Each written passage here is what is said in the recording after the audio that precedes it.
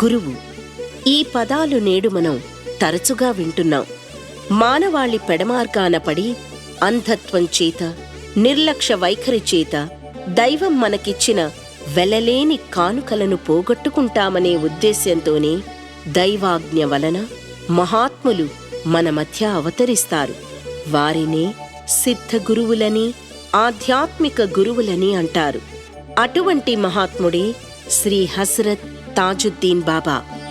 1861వ సంవత్సరం జనవరి 27న జన్మించిన తాజుద్దీన్కు తన 6వ ఏట ఒక అద్భుత సంఘటన జరిగింది.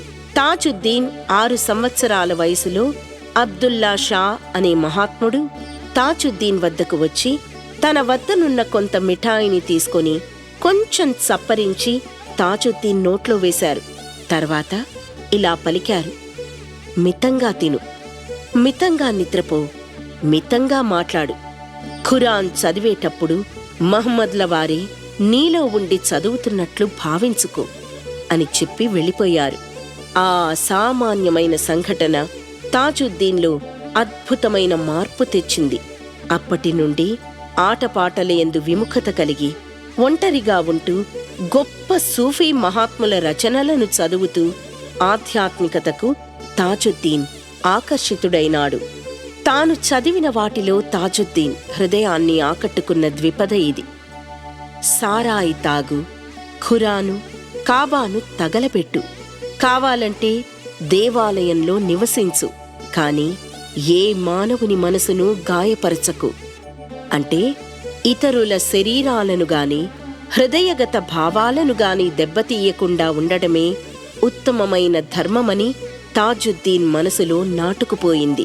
తాజుద్దీన్ ఉద్యోగం చేసేటప్పుడు హజరత్ దావూద్ షా అనే ఒక మహాత్మునితో పరిచయం ఏర్పడింది. ఆ కలయిక తాజుద్దీన్ జీవితంలో మరొక ముఖ్య సంఘటన. దానితో తాజుద్దీన్ పూర్తిగా మారిపోయారు. ఏదో అతీతమైన వస్తువు కోసం పరితపిస్తూ ఆయన శారీరక అవసరాలను, ప్రాపంచిక బాధ్యతలను పూర్తిగా విస్మరించి తిరుగసాగారు. ఆయన పిచ్చిని తగ్గించడానికి వైద్యుల, మంత్రవేత్తల ప్రయత్నాలు కూడా ఫలించలేదు. వాస్తవానికి అది గురువు యొక్క ఆశీర్వాదం వల్ల తాజుద్దీన్కు లభించిన ఉన్నతమైన అద్వైత స్థితి. ఇలా తాజుద్దీన్ వంతెనల క్రింద, పాడుబడిన ఇళ్లలో నివసించేవారు.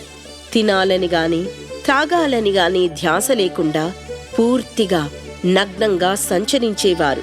ఆ సమయంలో దైవహస్తం ఆయనను ప్రజల్లోకి త్రోసింది. ఆయనలోని అద్భుత మహిమలను, దివ్యత్వాన్ని ప్రజలు గుర్తించసాగారు. మహాత్ములు వారి యొక్క అద్భుత శక్తులను సత్యం కోసం అన్వేషించే సాధకులకు మాత్రమే ప్రదర్శిస్తారు. కాలక్షేపం కోసం వారి దివ్య శక్తులను పరీక్షించే యత్నం చేసేవారిని మహాత్ములు లక్ష్యపెట్టరు. మహాత్ములందరి జీవితాల్లోనూ మనకు దర్శనమిచ్చే సన్నివేశం ఇది. తాజుద్దీన్ తమ యొక్క లీలలతో క్రమంగా భక్తులందరికీ తాజుద్దీన్ బాబా అయ్యారు. నగ్నంగా సంచరించే ఆయన విచిత్ర వైఖరికి వారిని పిచ్చి ఆసుపత్రిలో బంధించిన ఎందరో భక్తులు ఆయన దర్శనార్థం పిచ్చాసుపత్రికి వచ్చేవారు. ఆయనకు రకరకాల కానుకలు సమర్పించేవారు. ఒకసారి తాజుద్దీన్ బాబా షేరు అనే ఒక పెంపుడు కుక్కను బ్రతికించారు. అప్పట్నుండి అది జీవితాంతం బాబా దర్శనార్థం వచ్చే యాత్రికులను నేరుగా బాబా ఉండే చోటకు చేర్చేది. ఈ విధంగా బాబా వారి మహిమలను, లీలలను చవిచూసిన వారు ఎందరో భక్తుల దురదృష్టాల్ని తొలగిస్తూ, భౌతికంగా వారి సమస్యలను పరిష్కరిస్తూ భక్తులకు అండగా నిలిచారు దైవ ప్రతినిధి అయిన తాజుద్దీన్ బాబా. మహాత్ములు భగవంతునితో వారికి గల ఐక్యతను భక్తులు విశ్వసించేలాగా ప్రకటించడం వారి స్వభావం. అయితే వారు నోటి మాటలతో ఆ విషయాల్ని తెలియపరిస్తే దొంగ సన్యాసులు, నకిలీ గురువులు లోకాన్ని మోసం చేసే అవకాశం ఉంటుంది. అందుకే మహాత్ములు మాటలతో కాక వారి చేష్టలతో వారి యొక్క యోగశక్తిని, సర్వజ్ఞత్వాన్ని ప్రకటించి భక్తుల విశ్వాసాన్ని దృఢపరుస్తారు. తాజుద్దీన్ బాబా 1,25,000 మందిని తనంతటి మహాత్ములుగా చేసే వరకు ఈ జగత్తుతో తనకు గల సంబంధాన్ని తెంచుకోనని ప్రకటించారు. ఒక మనిషిని మహాత్ముడిగా తీర్చిదిద్దడం అంటే మాటలు కాదు. వారికి దైవం పట్ల విశ్వాసం కలిగించగలం. కానీ లౌకిక కట్టుబాట్లను అధిగమించి తమ జీవితాలను సత్యాన్వేషణకు అంకితం చేయడానికి సిద్ధగురువు యొక్క పూర్తి శిక్షణ, రక్షణ అవసరం.